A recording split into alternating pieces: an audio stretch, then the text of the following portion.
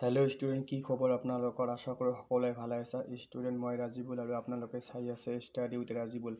আজিৰ এইটো ভিডিঅ'ত আলোচনা কৰিম 10ম শ্ৰেণীৰ সমাজ বিজ্ঞানৰ অধ্যায় 2 মহাত্মা গান্ধী আৰু ভাৰতৰ স্বাধীনতা আন্দোলনৰ কেইটামান খুবেই গুৰুত্বপূৰ্ণ MCQ, যিকেইটাই আপোনালোকক আগন্তুক মেট্ৰিক পৰীক্ষাত ভালেখিনি হেল্প কৰিব। আজিৰ এইটো ভিডিঅ'ত আমি পাৰ্ট 1 আলোচনা কৰিম আৰু পাৰ্ট 2 নেক্সট ভিডিঅ'ত আমি আলোচনা কৰিম। যোনে মোৰ ভিডিঅ'বিলাক ইউটিউব চেনেলত চাই আছে তেনেহ'লে মোৰ ইউটিউব চেনেলটো ছাবস্ক্ৰাইব কৰি ল'ব। যদি কোনোবাই মোৰ ভিডিঅ'বিলাক ফেচবুক পেজত চাই আছে তেনেহ'লে মোৰ ফেচবুক পেজটো ফ'ল' কৰি দিব। পলম নকৰি আজিৰ ভিডিঅ'টো আৰম্ভ কৰোঁ। আজিৰ 1 নম্বৰ কুৱেশ্যনত দিয়া আছে সত্যাগ্ৰহৰ ভিত্তি হ'ল, ইয়াৰ অপশ্যন এ দিয়া আছে অহিংসা, অপশ্যন বি দি আছে স্বৰাজ, অপশ্যন চি দি আছে সত্য আৰু অপশ্যন ডি দি আছে গ্ৰাম্য। ইয়াৰে শুদ্ধ উত্তৰটো হ'ব অপশ্যন এ অৰ্থাৎ অহিংসা। 2 নম্বৰ কুৱেশ্যনত দি আছে কোনটো শব্দ গান্ধীজীয়ে দক্ষিণ আফ্ৰিকাত পোনপ্ৰথমে ব্যৱহাৰ কৰিছিল? অপশ্যন এ দি আছে স্বৰাজ, অপশ্যন বি দি আছে সত্যাগ্ৰহ, অপশ্যন চি দি আছে অহিংসা আৰু অপশ্যন ডি দি আছে সত্য। ইয়াৰে শুদ্ধ উত্তৰটো হ'ব অপশ্যন বি অৰ্থাৎ সত্যাগ্ৰহ। 3 নম্বৰ কুৱেশ্যনত দি আছে 1917 চনৰ ইতিহাসত কোনটো বিপ্লৱ সংঘটিত হৈছিল? ইয়াৰ অপশ্যন এ দি আছে ফৰাচী বিপ্লৱ, অপশ্যন বি দি আছে আগষ্ট বিপ্লৱ, অপশ্যন চি দি আছে ৰুছ বিপ্লৱ, অপশ্যন ডি দি আছে সেউজ বিপ্লৱ। ইয়াৰে শুদ্ধ উত্তৰটো হ'ব অপশ্যন চি অৰ্থাৎ ৰুছ বিপ্লৱ। 4 নম্বৰ কুৱেশ্যনত দি আছে সীমান্ত গান্ধী হিচাপে কাক জনা যায়? ভেৰি ইম্পৰ্টেণ্ট কুৱেশ্যন হয় এইটো। ইয়াৰ অপশ্যন এ দি আছে খান আব্দুল গফুৰ খান, অপশ্যন বি দি আছে খান ৰহমত খান, অপশ্যন চি দি আছে মোহাম্মদ আলী জিন্না, অপশ্যন ডি দি আছে তৈয়বুৰ জিন্না। ইয়াৰে শুদ্ধ উত্তৰটো হ'ব অপশ্যন এ অৰ্থাৎ খান আব্দুল গফুৰ খান। 5 নম্বৰ কুৱেশ্যনত দি আছে কৰিম কিংবা মৰিম শ্লোগানটো মহাত্মা গান্ধীয়ে কোনটো আন্দোলনৰ সময়ত কৈছিল? এইটো ইম্পৰ্টেণ্ট কুৱেশ্যন হয়। অপশ্যন এ দি আছে সত্যাগ্ৰহ আন্দোলন, অপশ্যন বি দি আছে ভাৰত ত্যাগ আন্দোলন, অপশ্যন চি দি আছে অসহযোগ আন্দোলন, অপশ্যন ডি দি আছে আইন অমান্য আন্দোলন। ইয়াৰে শুদ্ধ উত্তৰটো হ'ব অপশ্যন বি অৰ্থাৎ ভাৰত ত্যাগ আন্দোলন।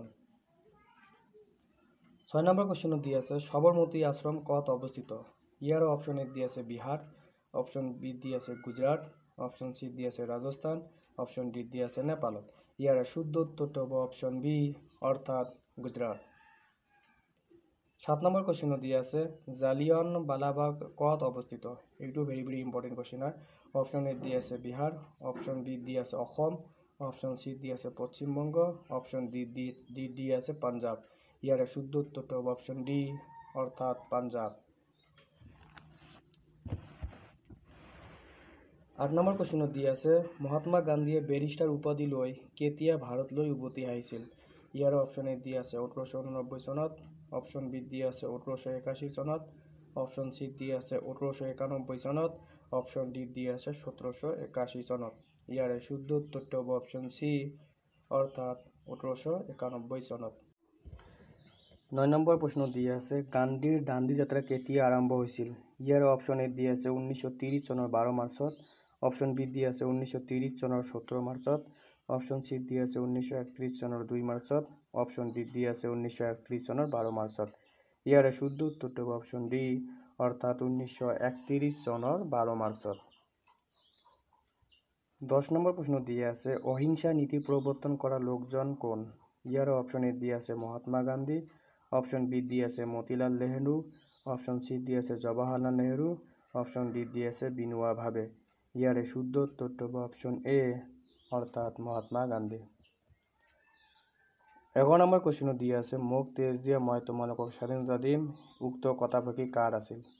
ইয়াৰে অপশ্যন এ দি আছে সীমান্ত গান্ধী, অপশ্যন বি দি আছে সুভাষ চন্দ্ৰ বসু, অপশ্যন চি দি আছে মহাত্মা গান্ধী আৰু অপশ্যন ডি দি আছে লাল বাহাদুৰ শাস্ত্ৰী। ইয়াৰে শুদ্ধ উত্তৰটো হ'ব অপশ্যন বি অৰ্থাৎ সুভাষ চন্দ্ৰ বসু।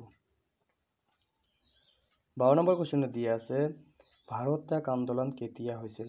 ইম্পৰ্টেণ্ট কুৱেশ্যন হয়। অপশ্যন এ দি আছে 1911 চনত, অপশ্যন বি দি আছে 1921 চনত, অপশ্যন চি দি আছে 1930 চনত, অপশ্যন ডি দি আছে 1942 চনত। ইয়াৰে শুদ্ধ উত্তৰটো হ'ব অপশ্যন ডি অৰ্থাৎ 1942 চনত। 13 নম্বৰ কুৱেশ্যনত দিয়া আছে আইন অমান্য আন্দোলন কেতিয়া হৈছিল?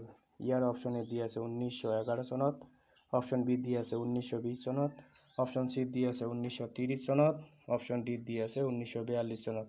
ইয়াৰে শুদ্ধ উত্তৰটো হ'ব অপশ্যন সি অৰ্থাৎ 1930 চনত। 14 নম্বৰ কুৱেশ্যনত দিয়া আছে অসহযোগ আন্দোলন কেতিয়া হৈছিল? এইটো ইম্পৰ্টেণ্ট কুৱেশ্যন হয়। অপশ্যন এ দিয়া আছে 1911 চনত, অপশ্যন বি দিয়া আছে 1920 চনত, অপশ্যন সি দিয়া আছে 1930 চনত, অপশ্যন ডি দিয়া আছে 1942 চনত। ইয়াৰে শুদ্ধ উত্তৰটো হ'ব অপশ্যন বি অৰ্থাৎ 1920 চনত। 15 নম্বৰ কুৱেশ্যনত দিয়া আছে ভাৰতীয় স্বতন্ত্ৰ লীগ ক'ত গঠন কৰা হৈছিল? ইয়াৰ অপশ্যন এ দিয়া আছে ম্যানমাৰ, অপশ্যন বি দিয়া আছে ঢাকা, অপশ্যন সি দিয়া আছে লাহোৰ, অপশ্যন ডি দিয়া আছে টকিঅ'। ইয়াৰে শুদ্ধ উত্তৰটো হ'ব অপশ্যন ডি অৰ্থাৎ টকিঅ'। Thank you.